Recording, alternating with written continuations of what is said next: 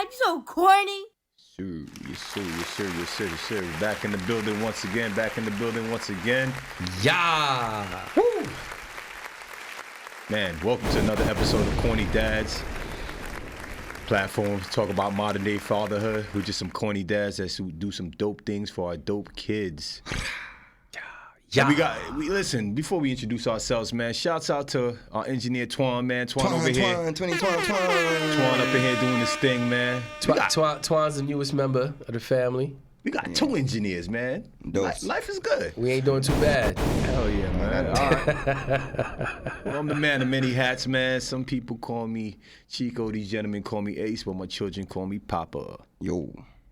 Catch me on TikTok at Corny Dad OJC. And I be Yogi Den. Namaste. Namaste. 10-10. Love that. Yeah. What we talking about today, fellas? Let's get right into it, man. Not a problem. So what we're talking about right now is we're talking about in fatherhood or even in motherhood. It doesn't matter, right? At some point in time, our children are going to start seeking independence, right? So they're going to start seeking some type of independence. And what does that look like for us?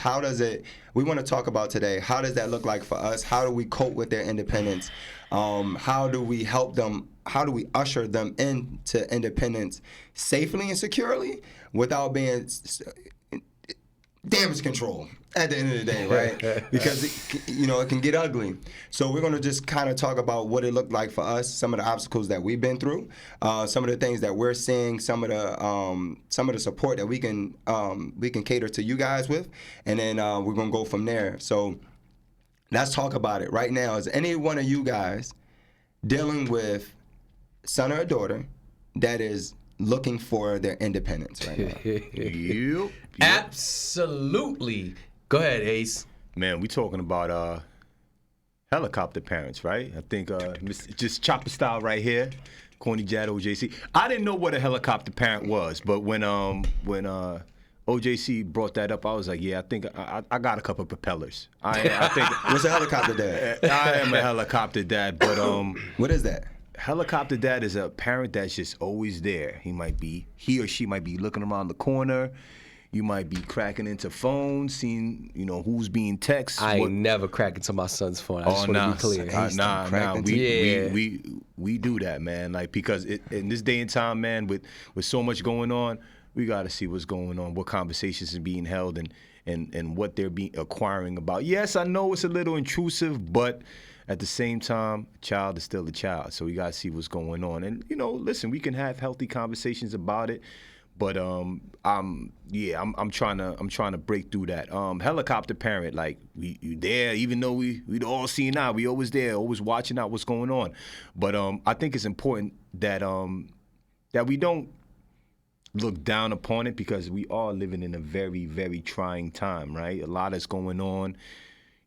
This world is getting crazier by the day, so I'm not going to hold anybody at fault for being a helicopter parent. But today we're going to talk about how can we loosen the reins? How can we really assess our children and know that, hey, you know what? We're doing pretty good jobs as parents. Our kids are gaining responsibility slowly but surely. And guess what? We have to come to the realization that one day they will be adults. Yeah. So, for sure. Helicopter Dad OJC. Chopper style. You know what? I think it's fitting that we're actually having this conversation about independence today, because the other day we went to Poconos. We was in the Poconos. We were retreating. We was doing our thing, and I realized that JC wanted to do his thing, right? And I was like, you know what? That's pretty cool. But that ultimately brought to mind that, oh God, he's getting older. He's about. What does do his thing mean? Do his thing. Do his thing. Do his thing. Basically, it means that he wants to take control of what he wants to do, right? So it's like, Dad, you don't gotta help me with this. You don't gotta help me with that. I got it. Listen, we were at war. We were paintballing. Yeah. And he wanted to go into combat by himself. I'm like, no. You got a better story than that, but I'm gonna let you finish this one. Yeah. So I'm like, all right, cool. So, but But ultimately, when we're talking about independence, that forced me to have a different kind of conversation with him. Not too long after we came back from the Poconos, I sat down with him and I said to him, "Hey, son, I realized that that you're growing up. You want to be independent. You want to do your own thing now." He was like, "Yeah, I actually do." I said, "Good. And I said to him, "Listen, in learning to do your own thing, one of the things that I've realized that I was doing was I was trying to shelter you from doing certain things, but at the end of the day, you're not me, right? So you're not going to make the mistakes that I've made, right? Right. And ultimately, you're going to make mistakes in life, and my responsibility is not to stop you from making those mistakes. Yep. My responsibility is to minimize the impact of those mistakes." Yeah. So knowing and understanding that my responsibility is to minimize the impact of making those mistakes, you have your own mind. Let's just communicate about some of the things that you want to do. And there are going to be times where I know it's absolutely wrong. Yeah. But I'm still going to allow you to do it just so you can learn. Because once you make these mistakes, right, it's called growing pains, right? Yeah. So you're going to go through your own growing pains. It doesn't mean that you're going to go through the same things that I went through. We're in two totally different worlds, right? I went through the things that I went through, so you don't have to go through them. That's a fact. And you're not going to go through them. You're going to go through a different set of trials and tribulations as you growing up as a young black man in America. Yeah. But do we not want them to go through some of that? Nah, I don't. My son don't need to go through any of the things that I went through. I want to piggyback off that. I want to ask you a specific question. Yeah. Because your son is 11, right? 11 going on 12. So in about 4 years, he'll be 15, 16. He'll be in high school, right? So with that being said, I remember you in high school, Oz. Yeah. You had the Lexus on choppers in 9th grade. You was the one few people that had a car, that had money in their pockets, that was moving around, sticking and moving, had the girls. You was a kid. So why would you want to take that away from your son? Or did it just look like that and there was some other things moving around in the background? It's a combination of both, right? It's the question is, how did I get those things? Yeah. And why did I get those things? Yeah. Right? That's like the real question, right? Which is ultimately what people ended up seeing is they end up seeing the glory, but they don't end up seeing They don't see the man. the trials and tribulations that's taken for these things, right? All of those things were based off of my ego and based on the environment that I was in. It wasn't based off of anything positive. Yeah. You feel what I'm saying? Yeah. Like, my son don't need to go through the things that I've went through. Gotcha. I went through them just so you don't have to go through them. You can say my dad did that. Right. You don't got to claim it for yourself. Yeah. And which is why it was so important that I had this conversation with him, which is like, yo, be yourself. I don't want you to be me. Be a follower, not a leader. Yeah. Be a leader, not a follower. I'm sorry. Do your own thing, and you're going to go through your own trials, you're going to go through your own tribulations, and guess what? That's going to make you a better person. It's going to make you a better man. And I'm going to be there to hold you down no matter what happens. But with independence also comes responsibility. That's a fact. Right? So everybody loved the independence conversation. Yo, I'm going to let you do your own thing. Yeah. However, right? There's a however. Always. However, with independence comes responsibility. So there's certain things that I'm going to hold you accountable for now that I didn't hold you accountable for. Is accountability and responsibility a different thing? No. Accountability and responsibility, is it a different thing? Yes, because you could be responsible for something, but nobody holds you accountable for That's a fact, it. yeah. Right? So it's not the same thing, right? It's not. One can trigger the other, Sure. right? So he is responsible, but I'm holding you responsible, but more importantly, I'm holding you accountable, right? There's certain things that I expect of you. Like you use the cell phone as an example. You want your independence, I'm expecting, right? I'm holding you accountable that you're not utilizing your cell phone to while out, right? I'm expecting, right? I'm holding you accountable that in the morning you do your morning routine because that's what we both agree is best for you, right? I'm not just telling you, yo, you need to do this, yo, you need to do this. No, we both sat down and we both agreed, like, hey, waking up in the morning, saying your prayers, making your bed, and making your deposits, it's the best thing for everybody. So did you set up? Would you say when you're ushering in that independence, there is still a structure. There's a lot of There's a structure conversation that we're having, that we're agreeing to, that you said you were going to do. that you said you were going to do. I think you have to do credit. You got to do credit checks on children, right? Like I'm giving you a line of credit right now, right? So go do your thing. However, when you do something that's going to reflect negatively on your credit score, I got to hold you accountable for that. Like, hey, you wanted this, right? This is what you wanted. This is what you wanted. I'm going to give you that leeway. I'm going to give you that line of credit. But if you jack it up, hey, your credit line is looking real suspect right now. So for Ace, this question for you, what does accountability look like? Accountability looks like we have a conversation. We come to an agreement that, okay, this is what you want to do. All right, not a problem. We know the parameters. We know the rules. We know everything that's structured within this, right? So we have to stay within these guidelines. Yep. Now, when things are, missed out or lines are overstepped or or tasks are not completed, I gotta hold you accountable for that. I'll give you an example.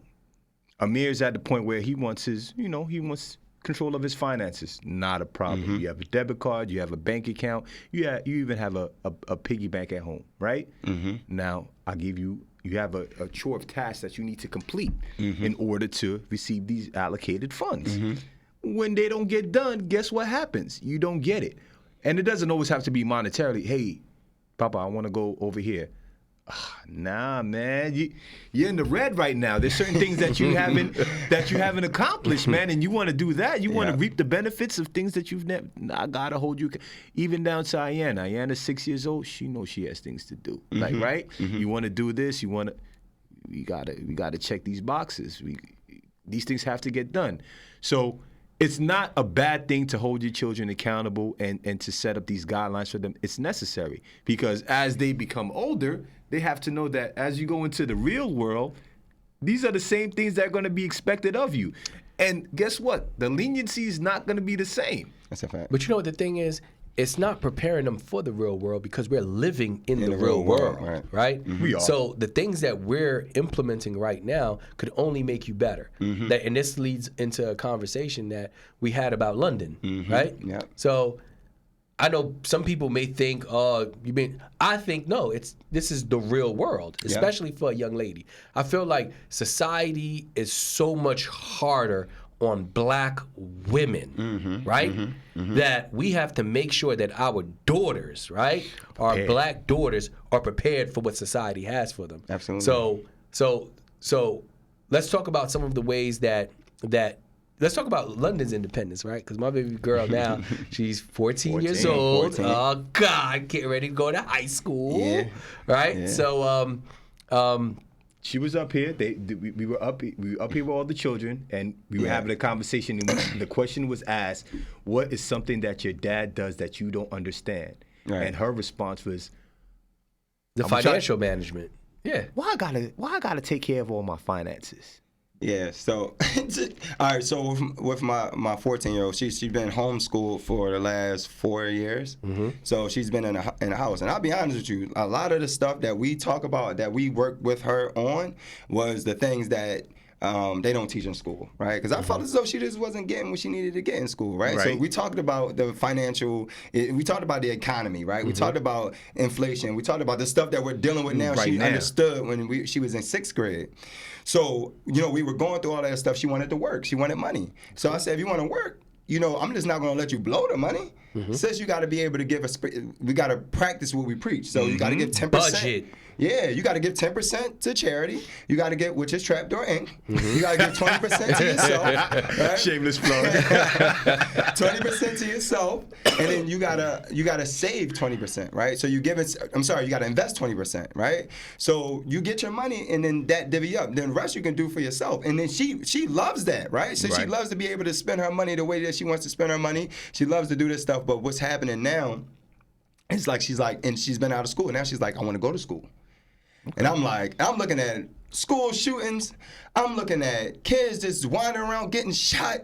And a fear is dwelled inside of me, right? And then I'm thinking, like, she's been homeschooled, and at the same time, we teaching her things that's outside of the school system. How is she going to work inside of the school system, right? So I'm like, all of these fears is coming upon me, right? But she's like, she's 14. Yeah. Right? So I'm getting her prepared for what we didn't get prepared for when we were younger, which is financial stability, right? Having that money's wealth, building wealth. And she's like, I'm 14. Right? So even in, because she's like, yo, she even took it upon herself. She's like, yo, I want to go to therapy. I want to talk to somebody. I want to work with somebody. I want to work through some of the stuff that I'm dealing with. So then the therapist asked me to come in on a session. So I'm like, man, I don't care. I'm like, I'm good. And I knew where we was going when as soon as I sat down, the therapist was looking like, I hear London is, saving her money. I'm like, check. She's like, she's investing her money. Check. She's watching after her brothers and sisters. It's amazing. Check. She's in dance. She's doing all of this, blah, blah, blah. And I'm like, yeah, like we rolling, baby. Talk to me. Why am I here then? She's still 14 years old. She's a child. She has to do, she wants to rock with her friends. She wants to talk to her friends. You got her around all adults. And yes, she speaks so eloquently. Yes, she has all of these different tendencies, but she's still a child. So this is going the backwards way now. Instead of being like, oh, these are the things that you need to do. These are the things that you need to take care of. You need to accomplish. She's like, I want to go backwards. I want to still be, let's dial it back a little bit. Like, she's not your average 14-year-old girl that's out there just doing all this extra stuff, right? She's still like, yo, I still want to be a kid. Has responsibilities. And I'm like, let's do that. So we built a plan around her being that. Put her back in school, like she's going back to school in the fall, right? She's going to 10th grade. There's some things that's going to come with that. But as a parent, I just have to be there for her to support her. Not to say, I told you so, and told you it's going to be different, and told you that. No, I got to be there when she comes to support her, to be there for her. Because there's going to be challenges. It is going to be challenges, and it's going to be a lot for her to work through. But I think, once again, you gave her a glimpse of what the real world is going to be, and now she's going to be able to decipher, like, what she needs and what's like, I don't know, this is not really something that of substance to me, right? Like, learn the polygamy theory in school is going to be like, all right, cool, but I know how to balance a checkbook, a bank account. Probably none of these kids do. So now you're giving it the option like they do in the Amish community, right? In the Amish community, they stay within their community, but they give them an opportunity when they reach a certain age to go out into the world, see what it's about, and if you enjoy it, stay, be fruitful. But if not, you can always come back. So is that something that you want to implement with London as well, or do you kind of just want her to just be like, go figure it out, and I'm always here for you? Yeah, I struggle with that. But you know what? One thing that I will say is, as a person who went back to college as an adult, right? Everything made more sense. Yeah. Right? Everything made more sense. So ultimately, what I think that you did was you prepared London to go back to school and be ready to engage with an adult, right? Because who's teaching the class is an adult. It's not children, right? So now she's ahead of her class. So when she's taking math or she's taking finance, she's be able to be like, okay, so this is how it goes down. So what I think what's more important is not about her integrating into school with her teachers.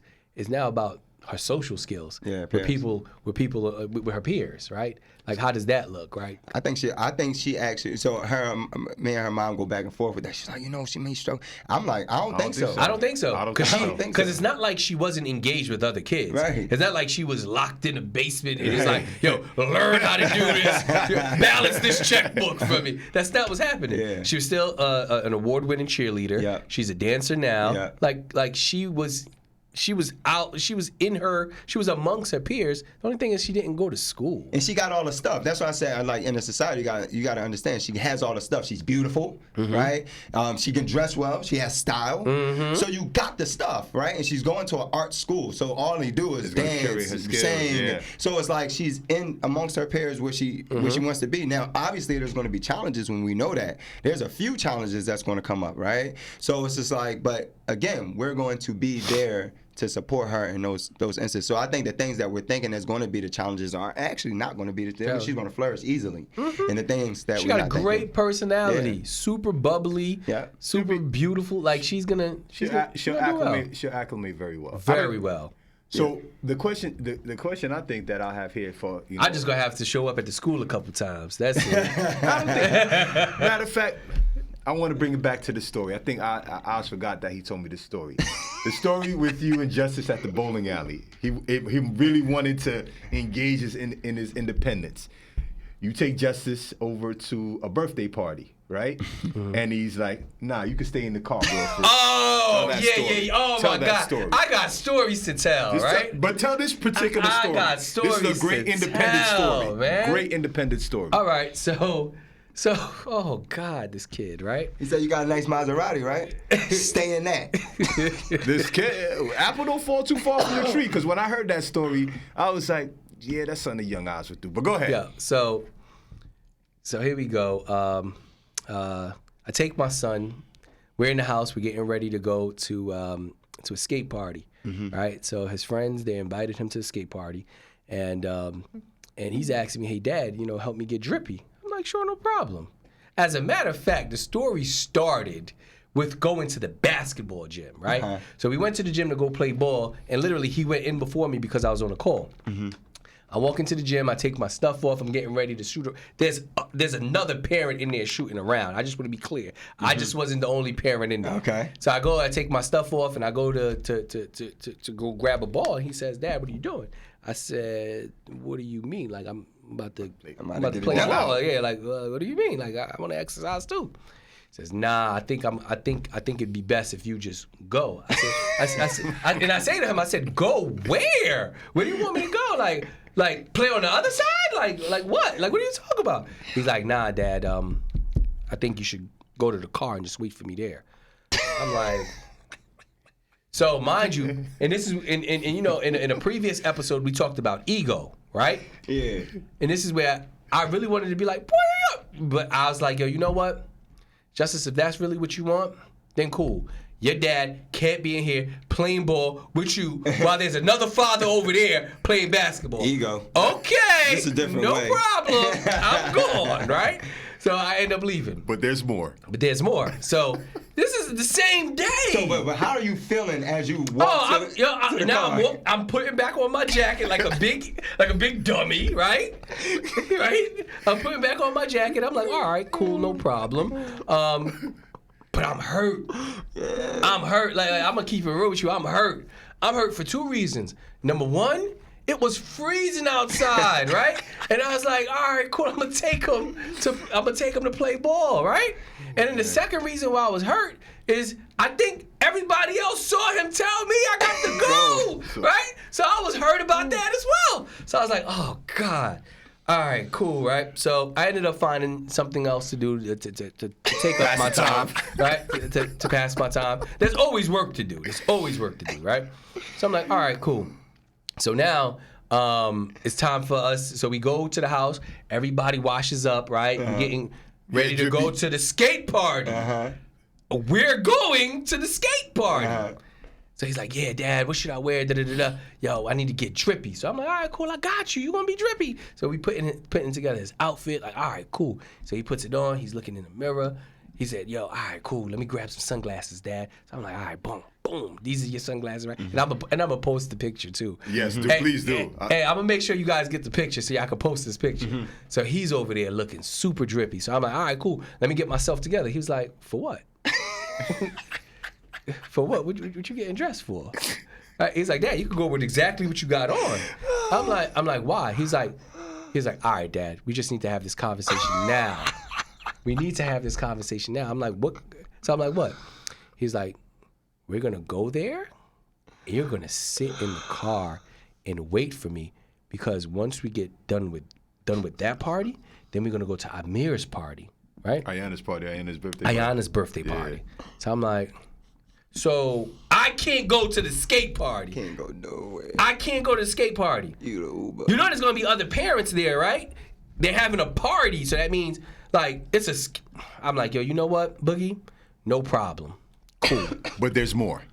So we get to the skating rink, and he's like, all right, Dad. I said, all right, cool. I was like, so you clear? These people are having a party. Not everybody gather at the skate park. All right, cool, it's a party. I know what it is to throw a party for your kid, which means everybody comes for free. You're not paying, right? Yeah. So they're having a party, cool. So we get there. He goes in, comes right back out. Mm-hmm. Hey, Dad. First, when he's coming back out, what are you thinking? What are you thinking? Like, honestly, I'm thinking to myself, oh, he must have forgot something in the car. Okay. I'm not thinking anything. I'm like, oh, he forgot something in the car. He comes up to the window. Bzzz. Yeah, what up, Boogie? Dad, we got to pay to get in. Oh, so it's not a party. So now you need some money. I'm coming in now. I'm coming to the party. If I'm paying for the party, I'm coming to the party. I'm coming to the party.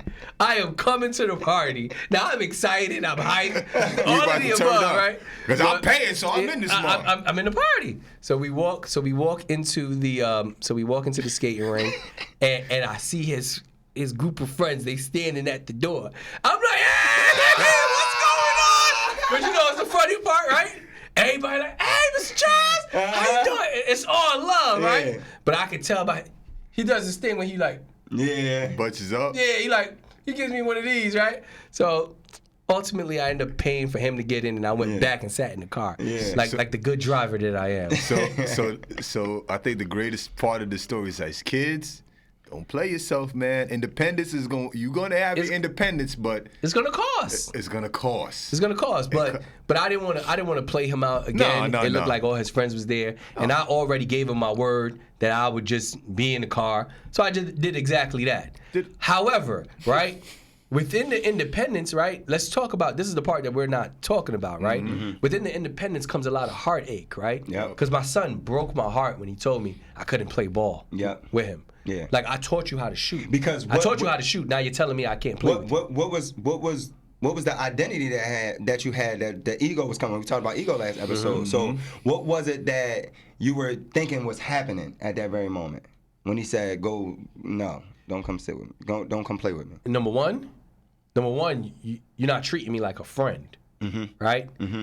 You're not treating me like a friend. That's number one. That's a good point. Number two, you taking this corny dad thing way too far. I ain't really that corny. Like, right. But like, so those two things, right? So for me, you know, the most important thing that hit home was like, oh shucks. Number one, you don't see me as a friend. You see me as your father, right? Mm-hmm. Which, guess what? That can be reversed too, where it's like, bro, I'm not really your friend. Yep. I'm your dad. So that's right? fair. That's fair. a fair assessment. So he hit me with that, right? So I was like, oh, you know what? You're right. That's fair. And then number two, it was the ability to start to see him develop into his own self. Like, you feel what I'm saying? So it was a proud moment, but also a heartbreaking moment for me when I'm watching him do his own thing. Like, I'm watching him in the house get dressed, put on his cologne, ask for sunglasses, right? It's dope to see that, right? Because I'm like, I remember Ace? When we used to go to, we used to iron our clothes. He's doing the same thing now. But for the crazy thing about it is, unfortunately, we didn't have our, you know what I'm saying, our dad that there to observe us, you know what I'm saying? So now it's like, I said this mentioned before, I think we live vicariously through our children every day. Absolutely. And everything that they do, every accomplishment, every achievement, every milestone, when you are there to witness that and see that and allow that to happen, it is an accomplishment, man. And it's beneficial not only for the child, but for the parent. Absolutely. So let me ask y'all a question, right? When you going through that, did at any point did you feel like your son was losing love for you? Nah. That's taking it way too far. Yeah. That's taking it super far. Because think about it like this, right? If you're in a relationship, right? And you're in a loving relationship with the other person, and they're not doing the things that they used to do for you no more, or they're not paying you the attention they used to pay to you anymore. Sometimes you think that they're falling out of love with you, right? Yeah, I think that's a fair question, because I do feel like that sometimes. I'd be like, yo, you know, hey, Amir, come kick it with me. You're like, nah, I'll just be with my friends, kicking it with my friends. But I'm understanding that more as a parent, as our kids are going to preteens. These guys are about to be, you know, preteens. Yeah. So we understand that they're gonna want to obtain that level of independence, and it's like, they're gonna be more about their friends, and they want to hang out with their friends more and be places. That's just something that comes with it, right? So I think the same way we have to prepare them for independence, we have to prepare ourselves for them being independent as well. Absolutely, especially when you didn't have your father there all the time for you. So you thinking that you're doing this awesome, great thing, and then you saying, "Oh, well, you still want to pull away from me when I'm supposed to do this. I'm supposed to be here for you." And now you're like, "Don't be here for me." And that's not what they're saying. That's the story that we're making up. We're just making up this story that it's a false narrative. Yeah, it's a false narrative that we're coming up with. Because to be quite honest with you, I find you know, I'm more proud, right, than I am hurt. Yeah. But I am hurt, Yeah. right? Hurt, I am hurt. No. But ultimately, we're cultivating these wonderful human beings to go out and give light to the world, right? Or give themselves to the world, right? Everything that we've done from the time that they were infants to the people that they are now, right, is to go out into the world. But I think ultimately, sometimes when it comes to me, where I can be a helicopter dad, right? I'm gonna give you a drizzy drink. I'm not hiding my son from the world. I'm hiding the world from my son, right? Which is where it's like, listen, you know, the world isn't the way that you were brought up, right? You like there's another side, right? And this is where we talk about, you know, I am who I am because I actually grew up in the dark side. Dark side. Pun intended. Abraham Lincoln High School, dark side. Dark side. Right? Yeah. I grew up. I come from the dark side. Like you grew up in light. You feel what I'm saying? So there's, God forbid, at some point, right? When those two worlds clash. The two worlds will clash. They will. And they will, right? And I don't want you to become engulfed in the dark, because the dark seems so freaking dope. cool, It's so right? dope, right? It's wow. like, it's so dope. It's so fun, right? But I think that to me is more the thing. And as you grow up, he's an athlete.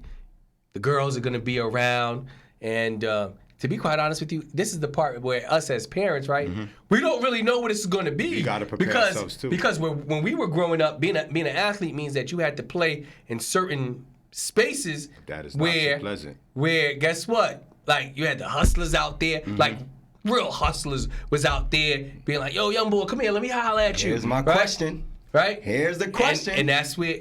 But that's what you understand what I'm saying? I know exactly what you're saying, but this is why you fed right into the question. How do you? Because our sons, our daughters will meet the dark side because it's there. Can't escape it. Can't get escape around the it. dark side. And then guess what? We expect them to do what? Come back to us and tell us about the dark side.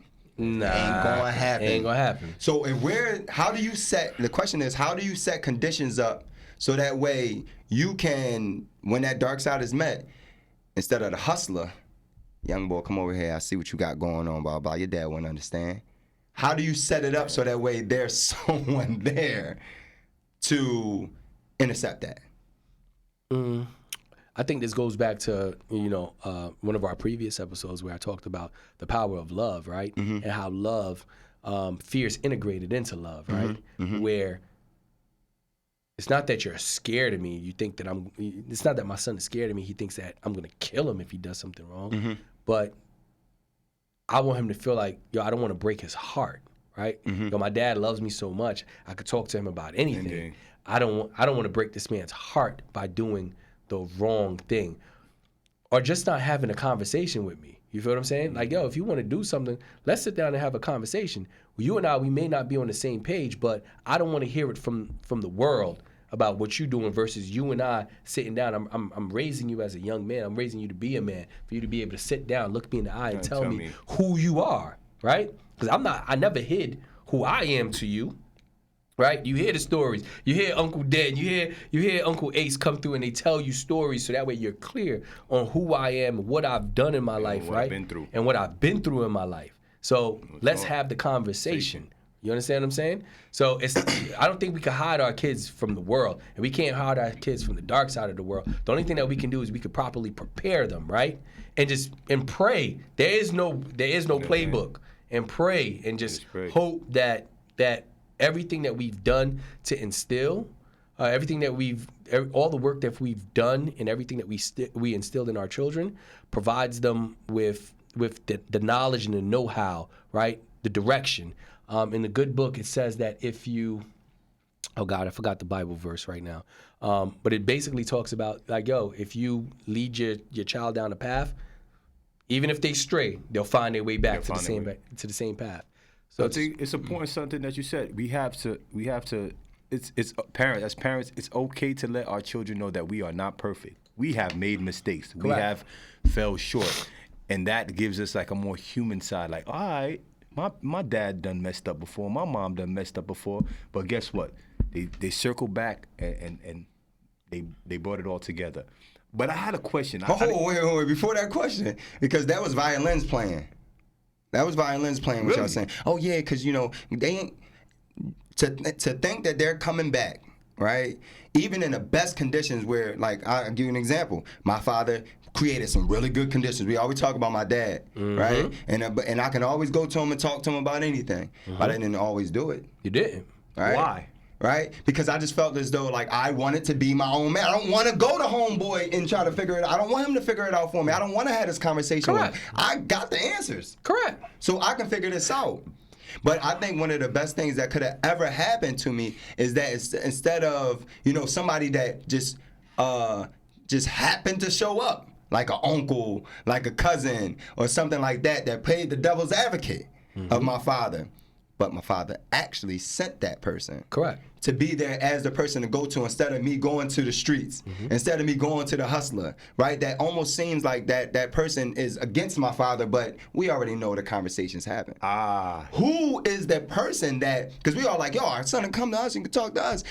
Who's the other person that your son can confide in or your daughter can confide in that it won't even seem like that we're on that same team? Who else can they go to?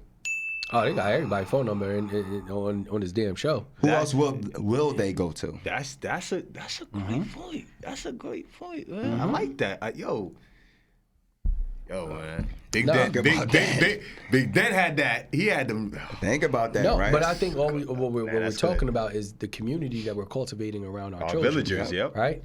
So my son has your number. Yeah. Son has your number. Whether it's good or it's bad, yo, Uncle Dan, yo, oh, Uncle Dan, man, yeah, today was a bad day. Like, that to me is how you start to cultivate it. And not to mention, I feel like even us as parents, we get to pick and choose the friends that we start to assimilate around our children. Sure. Yeah, for right? Sure. Because they're at school 8 hours a day and we're not there.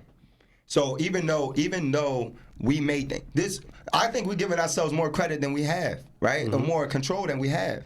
We actually have less control than that. No, because very much so. We can kind of steer them in that direction, but again, this is a person that's trying to get out from under your direction. Correct. Right? So they're actually going to do the opposite Absolutely. of what you've been steering them to do. Absolutely.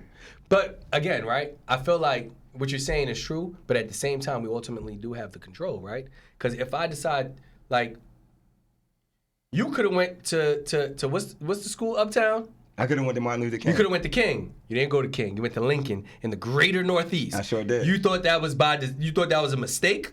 No. I went to that school, right? But guess what? I was wondering the whole time why I couldn't go to Martin Luther King. But I wanted to go to King. Therefore, I picked more friends that went to King. So my homies all went to but King. I understand that. But guess what? Those are your homies that you actually interacted with, not 8 hours throughout the day. No, you're right. So again, right?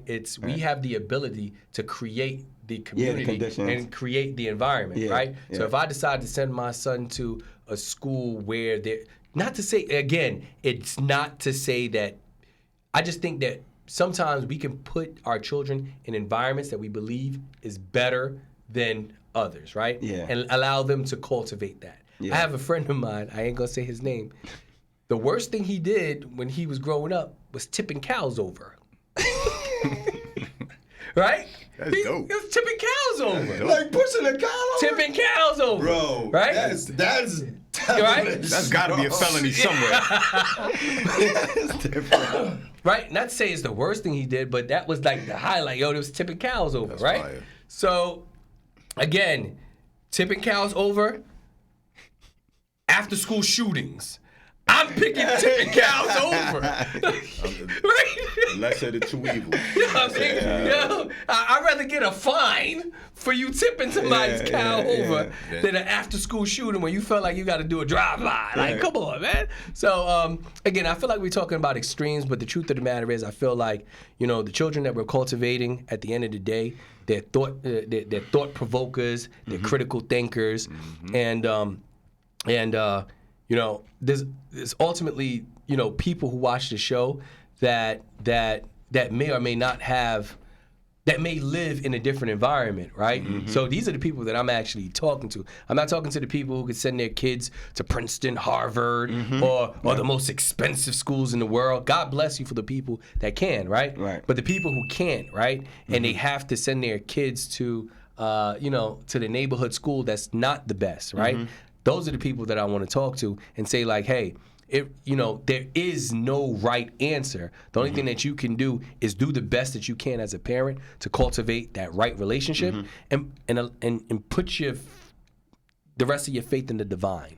You know what I'm saying? There is no right playbook. That's right. And that's where sometimes you also have to give yourself grace and mercy, right? If your child does stray away, they're still your child. Right. You see what I'm saying?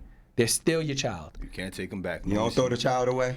No. People take that. Sometimes people throw their child away. Listen, I don't care what my son does. I ain't throwing my son away for nobody or for nothing. Because guess what? He ain't the first person to do something wrong. And he won't be the last person to do 100%. Something wrong. I ain't throwing away my son for nobody. Absolutely. For nothing. Well, listen, man. With that being said, a great quote I've heard before: "Send your children out into the world and let them bring you back riches." Stay corny, y'all. Hey, stay corny. Yeah. Dad, you're so corny.